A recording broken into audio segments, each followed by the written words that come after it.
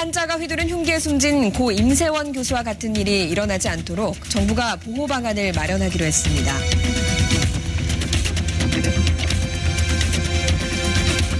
폭력을 당할지언정 다칠 수는 있다는 생각은 해봤지만 죽을 수도 있다는 생각은 해본 적은 없거든요. 어떤 선택지가 생긴 것 같아요.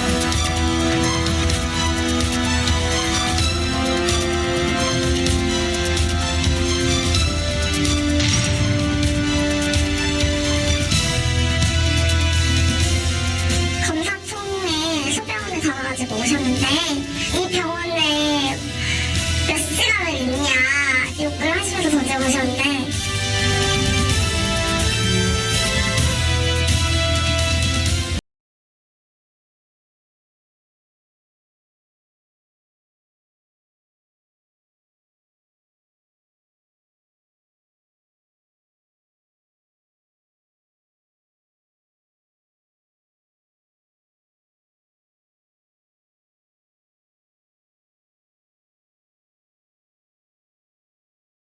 사람이 어디 있겠어요. 특히 이제 정신과 의사들 같은 경우는 집단이 다 우울했던 것 같아요. 저는 임 교수님하고 뭐 개인적인 친분은 사실 없었거든요. 근데도 임 교수님 꿈을 며칠을 꿨던 것 같아요. 한 이틀, 3일은 임 교수님이 꿈에 계속 나오셨었어요.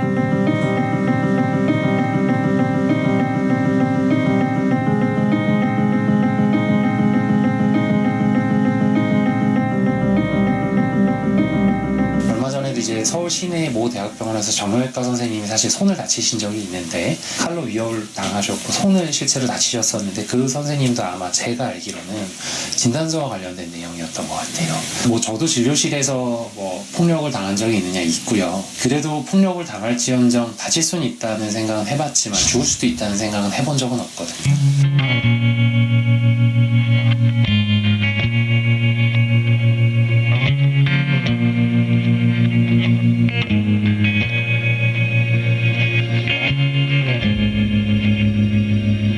실질적으로 당장의 안전을 지켜줄 수 있는, 담보할 수 있는 어떠한 장치들도 필요한 건 사실이죠. 비상벨, 대피공간, 보안요원 이 세 가지는 사실은 그 임 교수님 사건이 터지자마자 모든 의사들이, 그러니까 굉장히 많은 의사들이 사실은 이야기했던 부분이에요. 그런 거라도 있어요.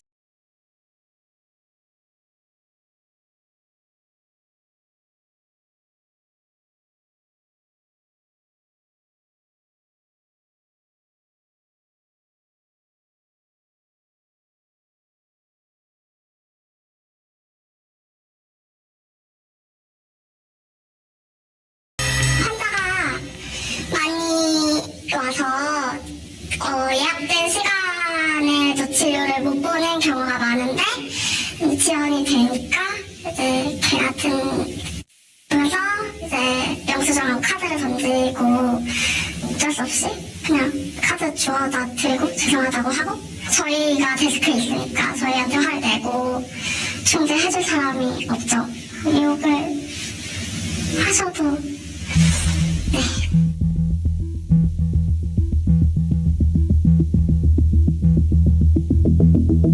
주사를 놔주시는 분인데 처방이 들어오면 환자분에게 바지를 본인이 내려달라고 하시고 이제 저희는 밖에서 기다려요. 그리고 준비가 됐다고 하면 들어가는데 근데 이제 남자분이 앞에 바지를 다 벗고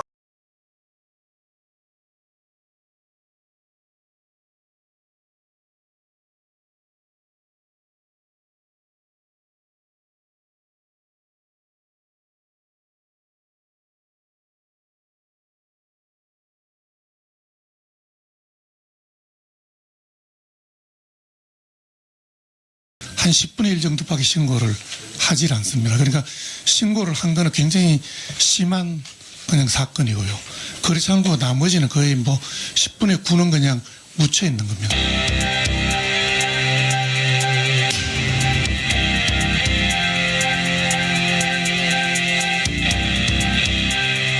상처가 쌓이면 칼로 맞는 것보다 더 끔찍한 고통으로 다가올 수 있고 트라우마로 다가올 수 있다는 걸 좀 알아줬으면 좋겠고 진심을 다해서 환자분들을 보려고 하는 선생님들이 훨씬 많다고 생각이 들고 그런 만큼 나의 건강을 지켜주는 그런 파트너 나의 이유 그런 생각들을 좀 가져주셨으면 좋겠어요. 네, 4.15 총선 특집 이 법이 필요하다. 자, 두 번째 주제는요. 시민의 안전을 위해서 최일선에 계신 의료진들의 안전에 관련된 이야기입니다. 저희가 또 이 두 분 모셨습니다. 먼저 이영민 경희대 응급의학과 전문의 나오셨어요. 안녕하세요. 안녕하세요. 네, 그리고 오지은 법률사무소 선희 대표 변호사님 나오셨습니다. 안녕하세요. 안녕하세요. 예, 이영민 교수님. 너무 임세훈 교수님 사연 가슴 아프게 제대로 네. 봤는데요. 네. 아, 정말 있을 수 없는 일인데 어쨌든 그런 고통을 겪고 우리가 임세훈법이 작년 4월에 통과는 됐습니다. 지금도 응급실에서 환자들 마주도 계시는데 좀 의료진들의 근무 환경 조금 더 안전해졌습니까? 네. 이 법의 취지 자체가 의료진을 폭행했을 때 처벌을 가중하자는 법이고요. 또 음주 감경을 없애자. 그리고 또 의사와 상관없이, 그러니까 본인의 의사와 상관없이 처벌을 원하지 않아도 이제 강제로 처벌한다고 네. 이제 이런 내용들을 담고 있는 법입니다. 제가 오늘 이제 텔레비 출연한다고 해서 그 응급의학 전문의들이 모여 있는 카페가 있거든요. 거기에 이제 글을 올려봤어요. 과연 얼마나 달라졌는가. 한 600명 정도가 공감을 했고요. 한 50명 정도가 응답을 줬는데 100% 달라진 것은 하나도 없다. 정말요? 네, 그렇습니다. 아, 이러면 문제가 심각합니다. 예. 네.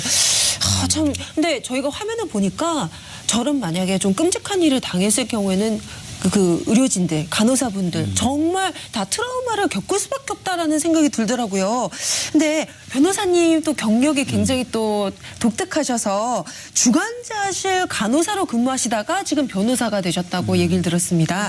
자, 그렇다면 실제로 간호사로 근무하셨을 때 저런 좀 어려운 상황에 처해 보신 적도 있으시죠? 어떤가요? 네, 중환자실은 이제 응급실하고 조금 상황이 다름에도 불구하고 제가 근무할 당시에도 폭언은 좀 종종 있었고요. 네. 성희롱적 발언도 셀 수 없이 많고요. 또 의사가 당장 눈앞에 보이지 않는다고 해서 뭘 던지시거나 발로 차시거나 이런 것도 네. 많고, 그 당시에 이름표가 이제 목걸이 형태였는데 이제 그걸로 잡아 채셔가지고 목을 졸리듯이 하는 경험도 있었고요.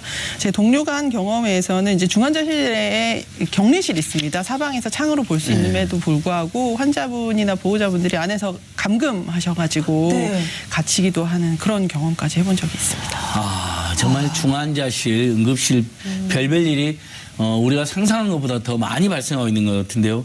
이영민 교수님, 그러면 네. 실제로 이제 동료, 본인도 그러시고 동료 우리 응급의학 선생님들 네. 실제 얼마나 위험을 느끼고 계시나, 위협이라든지. 상당히 심각한 수준이라고 이야기를 드릴 수가 있습니다. 이제 2018년도에 지방의 한 응급실에서 거기 일하고 있던 전문의가 이제 환자에게 맞는 그런 사고가 한번 보도가 되면서 여러 언론에서 이제 이 문제를 되게 심각하게 다뤘던 적이 있습니다. 그때 이제 저희가 전국에 있는 응급의료에 종사하는 전문의, 전공의, 간호사, 응급구조사 해서 약 1,700명 정도를 이제 설문조사를 했던 일이 있습니다. 거기 설문조사 결과를 보면은 97% 정도의 응답자들이 한 달에 한두 번 정도 폭언을 당한다. 그리고 약 63% 정도의 응답자들이 1년에 한두 번은 폭행을 당한다. 그리고 오히려 더 이제 심각하게 받아들여질 수가 있는 게 약 55% 정도의 응답자들은 일하면서 생명의 위협을 느낀다는 것이죠. 네. 이제 무엇을 생각하든지 사실은 이것은 되게 축소돼 있는 수치다. 왜냐하면 다 신고를 하지 않으니까요. 그게 이제 저 개인적인 생각이고요. 일단 제가 근무하고 있는 병원의 예만 들어봐도 저번 달에 이제 저와 같이 근무하고 있는 여자 전공의가 있는데 첫날은 폭언을 당했고요. 그 다음 날은 근무하다가 성추행을 당했고요. 그 다음 날은 또 폭행을 당했습니다. 이 세 번 다 경찰에 신고를 했고요. 그러나 이제 그 중에 2번은 사실 현장에서 그 가해자가 연행이 되지도 않았단 말이죠. 그래서 또 저번 주에 이제 제가 일을 하고 있는데 음주 상태에서 좀 이제 소란스러운 환자가 있었습니다. 경찰에 신고를 했는데 경찰이 와서 이제 잘 타일러서 진료받으라고 들여보내는 것이죠. 이제 경찰이 보기에는 가해자가 아니라 환자라고 생각을 하는 것입니다. 그래서 이 사람은 이 상태로 응급실에 들어올 수 없습니다라고 얘기를 했더니 경찰은 이제 저한테 오히려 그럼 진료 거부를 하는 것이냐. 이제 이 문제가 서로 간에 되게 민감한 부분이기도 하고요. 어려운 부분이기도 합니다. 실제로 이게 현실이에요. 아니 근데 일반 영업장에서야 그런 약간의 그런 실랑이 때 경찰이 이런 중재를 해주는 건 의미가 있는데 의료 현장, 응급 현장 정말 시각과 국민의 생명을 다투고 있는 곳인데 거기서 가장 전문적인 분의 소견대로 경찰이 해줘야 되는 거 아닌가요? 약간의 저기 뒤에 나중에 평가를 한다 하더라도. 네. 그래서 저희가 좀 굉장히 아쉽네요. 제가 지금 맞아요. 아쉬웠습니다. 예. 그러니까 지금 말씀을 들어보니까 이미 가중 처벌할 수 있는 법, 임세원법은 만들어졌는데 이게 제대로 지켜지지 않는다라는 게 지금 문제인 것 같아요. 저희가 좀 하나하나 짚어볼 텐데요. 먼저 변호사님, 지금 임세원법 이후에 현행법상 의료진을 폭행할 경우 처벌은 어느 정도로 세졌나요? 일단 의료진에 대한 폭행의 경우에 우선 임세원법이 우선 적용될 수 있고요. 임세원법이라고 하면 우선은 의료인에 대한 폭행 협박 시에 벌금형 내지 징역형을 받게끔 규정하고 있는 의료법 제87조의 2를 말합니다. 이게 첨언하자면 또 다른 임세원법이 있는데요. 그건 뭐냐면 일부 정신질환자의 퇴원 및 지역사회와의 지속적 재활치료에 관한 정신건강복지법 개정안을 말하고요. 임세원 교수님이 피습을 당하셨을 당시에 그 가해자가 정신질환자였어가지고 이 두 가지 법을 임세원법이라고 하는데요. 폭행 협박과 직접 관계 있는 임세원법에 의하면 의료인 폭행 시에 폭행 당한 사람이 상해를 입으면 7년 이하의 징역 또는 1천만 원 이상 7천만 원 이하의 벌금이고요. 중상해를 입으면 3년에서 10년 이하의 징역. 사망에 이르게 된 경우에는 무기 또는 5년 이상의 징역형이고요. 만약에 응급실에서의 폭행이라고 하면 이미 임세원법이 나오기 전부터 있었던 응급의료법 제60조 1항에 의해서 상해, 중상해의 경우 더 높은 처벌을 받을 수 있게끔 이미 정해져 있습니다. 네. 그리고 이거는 형법상의 상해죄, 중상해죄, 상해치사죄와 비교해 보더라도 처벌 수위가 상당히 높은 수준이고요. 이것만 보더라도 의료행위가 이루어지는 장소에서의 폭행, 협박을 원천적으로 금지해야 된다는 목적이 반영된 거라고 볼 수 있습니다. 교수님, 네. 변호사님 설명 들으니까 네. 일단은 제도적으로 형법상 상해죄보다 엄히 처벌한다. 맞습니다. 제도적으로는 잘 된 것 같네요.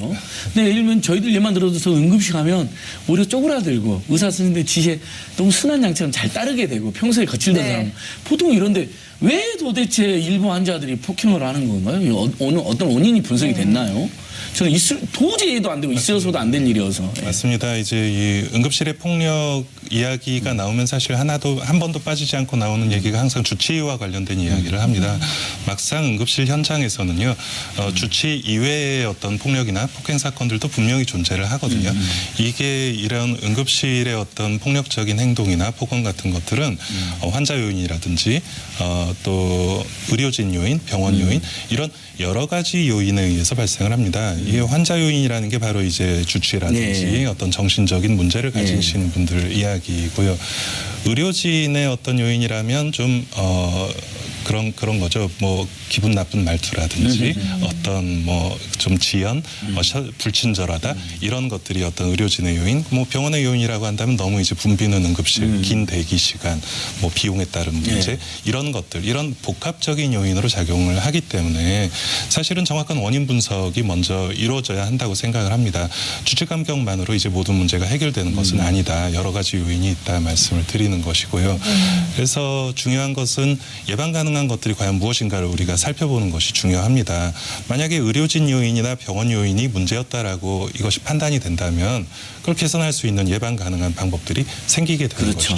인력을 보충한다든지 어떤 안전을 위한 디자인을 다시 한번 생각한다든지 이런 문제들이 필요하다고 생각을 합니다. 그러니까 환자가 갑자기 난동을 피울 때 이렇게 피하기 쉬운 환경까지 말씀하시는 거잖아요. 맞습니다. 이게 숨을 막 수 있는 막다른 데 공간. 있으면 안 되니까. 예, 그렇죠. 그렇죠. 차단시킨다든지. 맞습니다. 네, 그 예. 굉장히 중요한 부분인 것 같아요.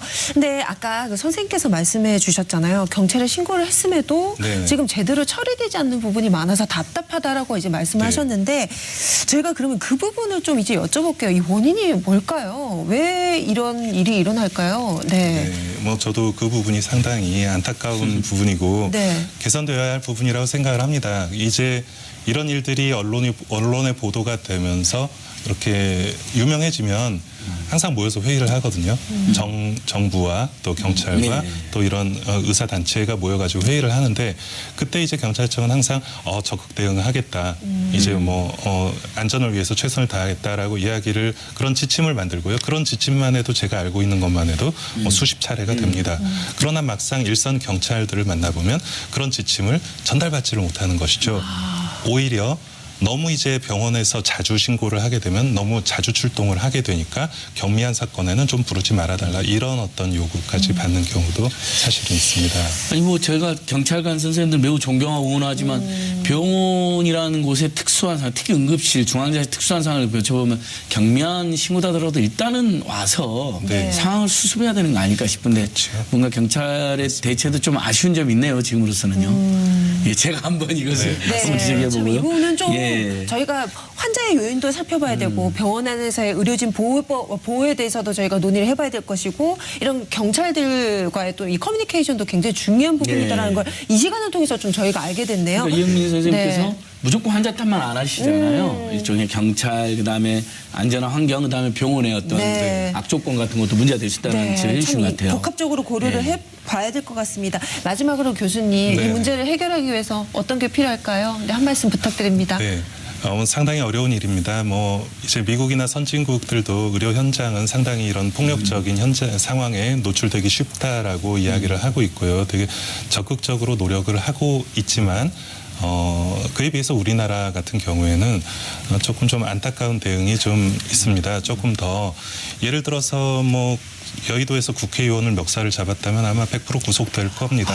실제로 구속됐었죠. 예, 그러나 네, 맞습니다. 예. 의료 현장에서 최근에 그런 일이 저희가 이제 있었잖아요. 뭐 예. 멱살을 잡히거나 욕설을 듣는 일이 아주 흔하지만 구속되는 일은 저는 본 적은 없어요. 와, 그 얘가 딱 잘 예를 들어주셨네요. 쏙 예, 들어오네요. 예. 그래서 그런 어떤 뭐 적극적인 대응이라고 하는 게 별다른 게 아닙니다. 사실 저희가 강한 처벌을 바라는 것이 아니거든요.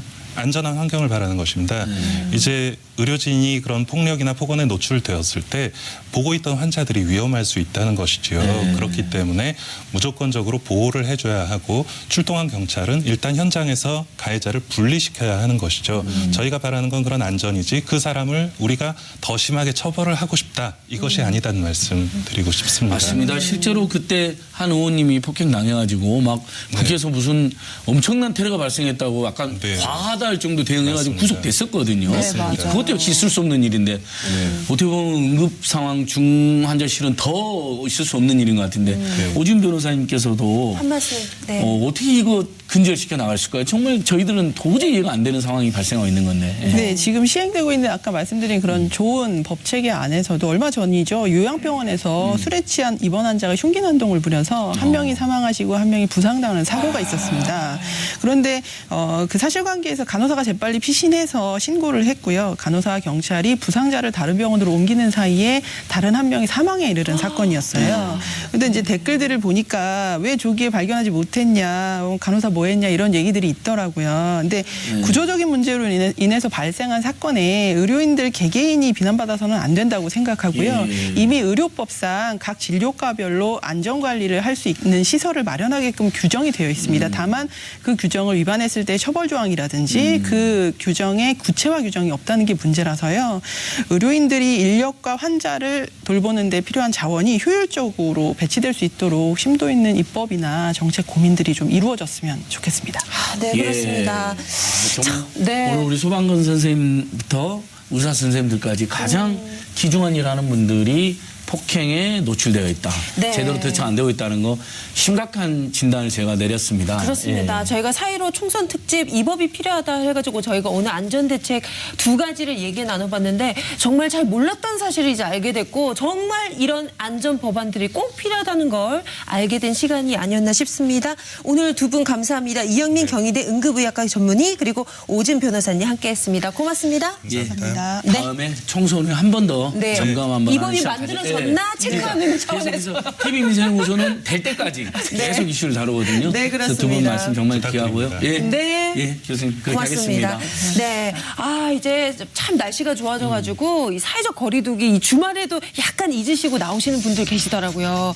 절대로 느슨해져서는 안 되겠습니다. 다시 한 번 더 당부의 말씀드립니다. 이번 주에 정말 우리 국민들이 조금만 더 노력하면 지금 47명, 30명, 20명, 10명까지 내려갈 것 같거든요. 내려갈 수 있습니다. 그렇게 내려가면 네. 정말 대한민국 다시 발전하는 더 좋은 계기가 될 것 같거든요. 네, 그렇습니다. 예, 저희는 힘같이 모아주십시오. 네, 오늘은요 여기까지 하고요. 저희는 내일 저녁 7시 20분에 다시 찾아뵙겠습니다. 여기는 TV 민생연구소였습니다.